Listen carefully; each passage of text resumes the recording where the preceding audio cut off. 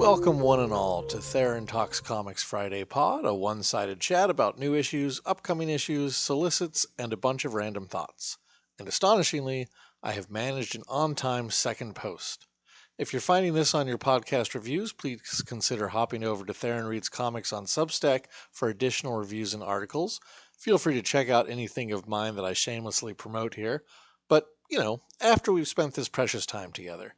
No matter where you're listening to this, you can always find me on Twitter, Bluesky, YouTube, Facebook, and Instagram as Theron Reads Comics or at Theron's Comics. And if you like what you find here, a subscribe, a share, and a comment are a great way to support what I've got going on. A few things, lots of X-Men thoughts, but I'll get to those later. I wanted to start with visiting Punisher number 4, or kind of the Punisher series in general. I didn't get to a review of the issue this week, but I wanted to talk a little about the series, which I thought in general was very good. Adding Garrison as the Punisher, replacing Frank Castle, while essentially keeping Frank Castle's backstory and jettisoning all of the convoluted stuff that's been attached to him in the last several years, worked really well. I think Joe Garrison sets up for a nice character in the future. We have the introduction of Jigsaw, which will probably be an ongoing concern. The introduction in the second issue of The Offer, which is an interesting addition to the Marvel Underworld. I was very surprised with the fourth issue. I actually asked David Pepose about it. The final issue of his story arcs and series are oftentimes very full. He leaves not so much, he doesn't backload exposition, but he really packs in a lot of character revelation and end of story action in the end. And I asked him if the series was always meant to be 4 issues, because it seemed like this one was full to bursting, and it was. So that was very interesting. I look forward to another appearance by this new Punisher. The third issue was a little weird with, and I'm totally blanking on the character's name. The Fear guy. Wow, I really should have written that down. And here we go. So the bad guy, Jigsaw, and Jigsaw makes reference to the the Fearmaster. The Fearmaster was a little weird. I liked what it did with Garrison's character, but it seemed to really came out of nowhere, I thought, after the first 2 issues, which felt much more grounded.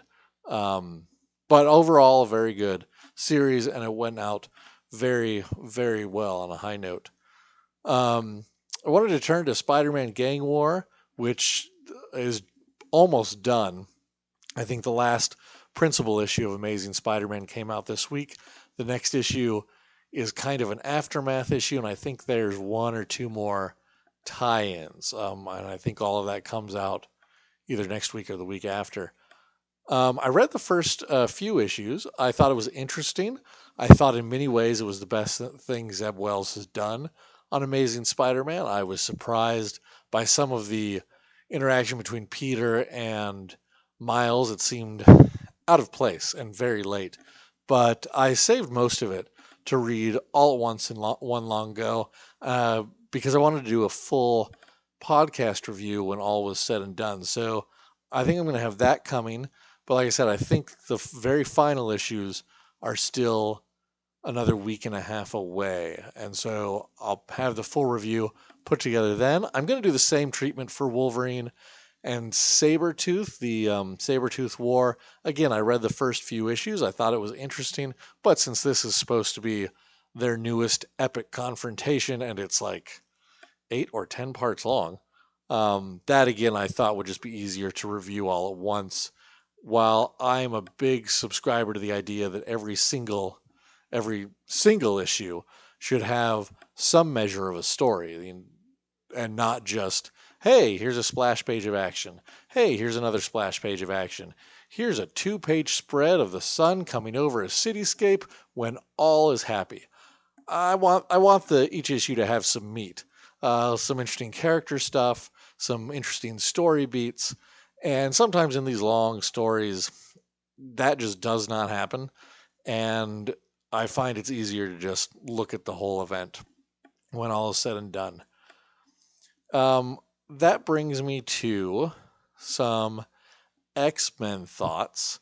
And I think what's going to happen is probably every one of these podcasts through the end of the Krakoa era is going to have some X-Men thoughts, kind of all over the place. This week we saw Dead X-Men and Cable come out, and the one that actually, the Ewing written series. See, I should really make notes ahead of time. Resurrection of Magneto. Easily, the Resurrection of Magneto is the best of them. It's the only one that seems to have a reason to exist. Did it need to be its own series? I don't know yet. Dead X-Men is a mess. The writing is kind of all over the place.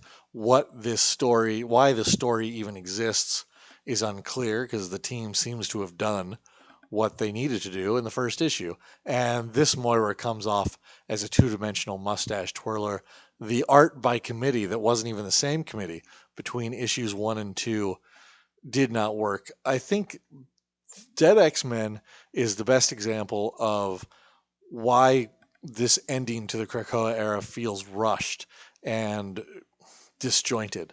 I don't know why they didn't give it the House of X and Powers of X treatment, cancel everything, run the miniseries as a weekly release, get to the end of it in a much tighter story with some urgency, and then move on.